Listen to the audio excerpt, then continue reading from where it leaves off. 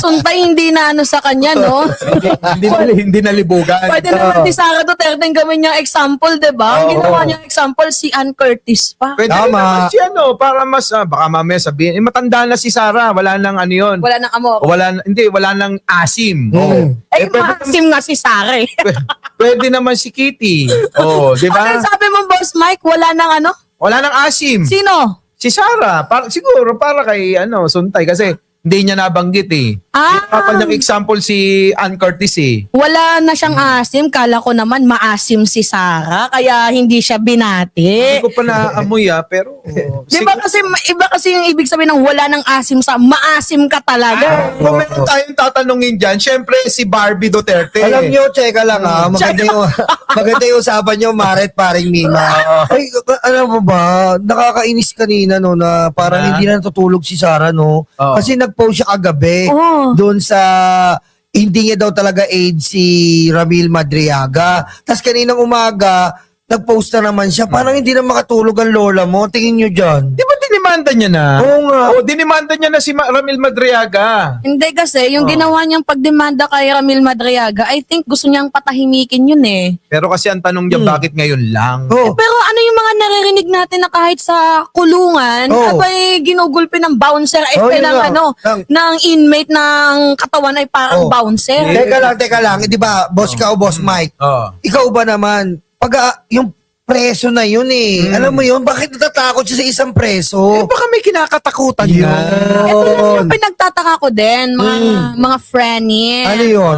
Imagine nyo Trillanes, inakusahan itong si Sara Duterte. Ang daming mga taong nag-akusa sa kanya. True. Ito ako nagtaka. True. Bakit si Ramil Madriaga lang, yung kinasuhan mo? Yeah. Natatakot ka ba kay Sentry? Kaya nga Hindi Bakit ba? Alam mo, hindi siya natatakot kay Sentry. Natatakot siya talaga kay Ramil Madriaga. Ano bang kakatakot, boss Mike? Nagiging, sunod, pagsusot na rin ako ng long na blondie, Ay, kung dalawang babae kasama mo. Oo nga. Ano ba kinakatakot, boss Mike? Siguro, baka mabokelya. Mabokelya. Yung mga tinatago, di ba? Oo, di Baka ba? mabomba. At saka tama si Mima, sino ba merong assassin na gustong maggurgur, magtegi-tegi kay Tito Ramil? Sino ba, Boss Mike Mima, ang nag-hire ng assassin? No joke.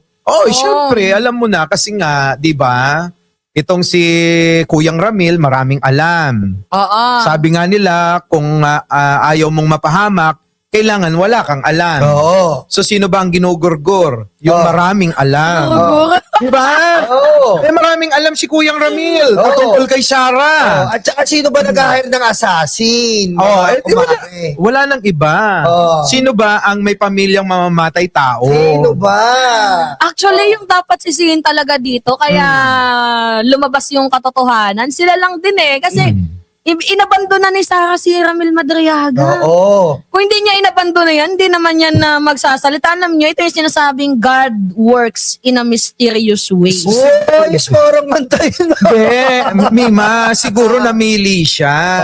Kasi sabi sa balita, ito daw si Sara Duterte namili. Ang pinili niya, si Harry Roque.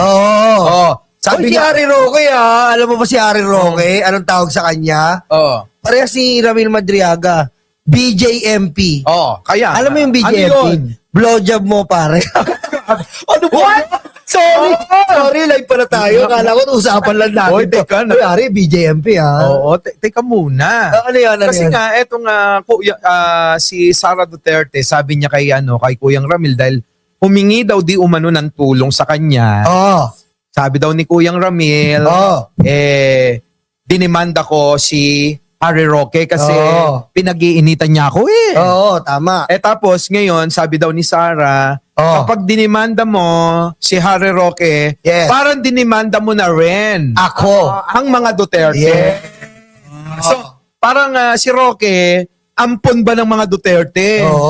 So, ibig sabihin dito, na ibang klase talaga si Harry Roque. Sa Duterte, malakas talaga. Gano'ng Ibang kalakas? dating. Malakas na malakas. Parang yung putok niya. Oo. Kahit ganong kalakas, hindi mahahangin yung yung piluka. Oo. Okay, sige, simulan na tayo mga minamahal sa ating pag-uusapan. Yes, Hindi pa Boss naman Mike. tayo nag-uumpisa. Hindi mo ba tayo nag-uumpisa? Wala pa yun. Pero Okay. nag-iinit na. Masyado Okay. kayong mainit kasi. Okay. Ang ating pag-uusapan ngayong araw, Ano? Barbie Duterte, ay tungkol dito sa kongresista na Makali. Ay! Alam niyo Bogli! yung Makali? Alam niyo yung Bogli! Mababanat yung ilong ko sa inyo, mga hayop kayo. Ay, Diyos ko At saka eto pa. Yung ilong mo. Talagang winner ang asawa. Winner ang asawa, Mima. Bakit ka mo? Abay, walang pakels. Walang pakel. Natawa lang daw. Nung nalibugan siya doon sa isang artista. Uy, pero may anak tong congressman na to, ha? Oo. May anak na babae. Ay, oo. Imagine Huwag na that, natin ha? idamay Hindi, yung pero may anak. anak ang babae. Dapat pag may Oo. anak ang babae, is more, more on, makakampi ka sa mga babae. Kasi may Correct. anak ang babae. Dapat marespeto ka. Yeah, respect. Ano ba bang aasahan natin sa kanila? Oo. Pinalaki sila ni Digong sa ganyang klaseng pag-uugali. Do you think, si Digong nga, sabi niya, kahit yung yaya nga, kinakamay niya, di ba? Mauuna muna yung mayor, di ba? So, ano yung aasahan Ano yung natin? kinakamay, Mima? Ano yung Ayusin mo kinakamay, kayo Mima? kinakamay. Ano ba yung KFC ba yan? Finger licking good? Finger licking good daw sa mga katulong. Uy, grabe ka. Yun yung Grabe accusation. Di ba? Baka naman chismis lang yan. Thesis lang yan. Grabe naman sa chismis. Ako chismosa, no chismosa. O, teka, ano ba yung sinabi nung Syuntay? Oy, eto na nga. Nagkaroon ng hearing. Oo. Diyan sa Kongreso, patungkol nga dito sa mga pag-uusapan Impeachment. patungkol sa impeachment ni Sara Duterte. Tapos siya lang yung humindi doon. Tapos ang Tarantado. sabi, hindi gusto ang nangyari kasi gusto niya ay ipagtanggol si Sara. Oo. Ginawang halimbawa yung nakasalubong niyang artista Oo. sa isang mall daw. Ano hindi? Shangri-La daw. Shangri-La Mall. Huwag Nagtataka. na nga na tayong bumanggit ng mga lugar. Oo, Basta kasi mall. napopromote Okay. eh. Oo, So, sana kung babayaran tayo nila. But sana kung libre tayo shopping doon, ikaw Tama. talaga. Wait lang, kakausapin ko muna si... Okay, tuloy ko na. Okay, tuloy ko na yung kwento. Dima, makinig. Oo. So sabi niya, parang ganito lang yan eh. Yaang pagpapatay-patay, papatigi-tigi. Oo. Kaya Martin, Oo. okay lang sana kung si Martin lang ang tigiin. Pero dinamay kasi si First Lady tsaka si si Pangulong Bongbong. Bongga, di ba? Bongga. Tapos nagmumurang ganon. Martin Romualdez. Sana siya na lang talaga. At First Lady, Lisa Marcos, Bongbong Marcos, sabing ganon. Nababanat nilungkot tayo. Mega yung mura niya. Mega. Ipatigi ko kayo. Ganon. Tapos, pinasto ka ni Suntay. Meron na akong kachika na assassin. Assassin. Ganon. At titigiin kayo. Ganyan. Alam mo, Suntay, gusto ganon. kitang murahin ha, non-stop talaga. Dahil sa'yo, damay na naman dito si Itutuloy ko na. Ngayon, eto na ngayon ang example ng Suntay. Sabi niya gano'n, no? Di ba? Parang ganito lang yan. May nakasalubong ako. Isang magandang artista. Aha. Nung isang araw. Napakaganda. Abay, nakaramdam ako ng init ng katawan. Ano yun, Robin Padilla, inggit? Sabi Init ng gano'n. katawan. Tapos, Iba daw talaga eh. Oo, may declared daw. tapos iba ang na-imagine ko. Sabi niya ganito, isakto. Oh. Nung nakasalubong ko yung magandang babae, iba yung desire sa loob ko eh. Iba yung init na naramdaman ko eh. Ano Ngayon, ang klaseng tanong init ko, ba yan? Anong hindi, klaseng init? ang tanong dyan, Mima, kapag ka ganun, ano tawag doon? Tinigasan yung buto. Paano? Tinigasan yung buto ni Suntay. Yun. Hindi, sa madaling salita, parang parang nalibugan. Nalibugan. Kasi sa Ikaw ba, pag ang mga lalaki, pag nalilibugan, tinitigasan yung buto. Huwag na tayo magpa-badging-badging, di ba? Wait lang, lalaki ba si Boss Mike? Oy, lalaki ako.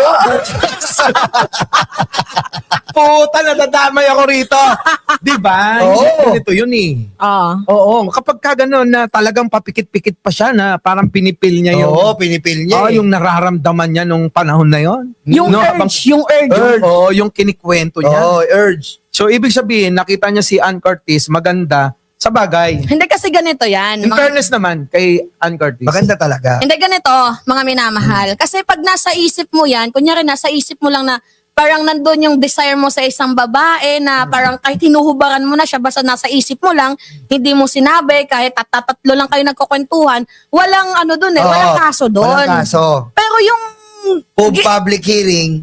Kasi yung ginawa mo, public yun yung statement na binitawan mo. So, may legal consequences yan. Ngayon, dito naman sa punto kay Sara Duterte, hindi naman po private thought yung ginawa ni Sara. Ang ginawa ni Sara, public statement Yes. na nagkakos ng harm sa mga Pilipino and nakaka-stress din siya eh. Kasi imagine nyo Oy. second highest official of the land, Yes. sasabihin na gusto kong ipapugot ng ulo si Presidente, gusto kong ipapatay si Presidente. Okay lang yan kung kung wala kang capacity, kahit nga mayroong kahit nga yung teacher nga, 'di ba, dati natatandaan ninyo yung kay Digong ng 50 million Tama. kinasuhan.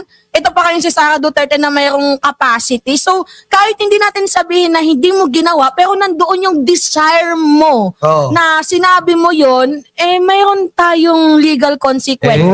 Sabi ng mga DDS, bakit pa kayo galit na galit? Oh. Samantalang si Ann Curtis, wala naman pakel. Oh. Hindi naman kasi yun eh. Kapag ka pinubliko mo, yung opinion mo, lalong-lalo na ikaw ay opisyal ng bansang ito, Yes. may paki yung mga tao. Yes. Dahil ang dinastos mo doon, hindi naman si Ann Curtis lang. Yes. Kung hindi kasama na rin yung mga bakla dyan. True. O, Mga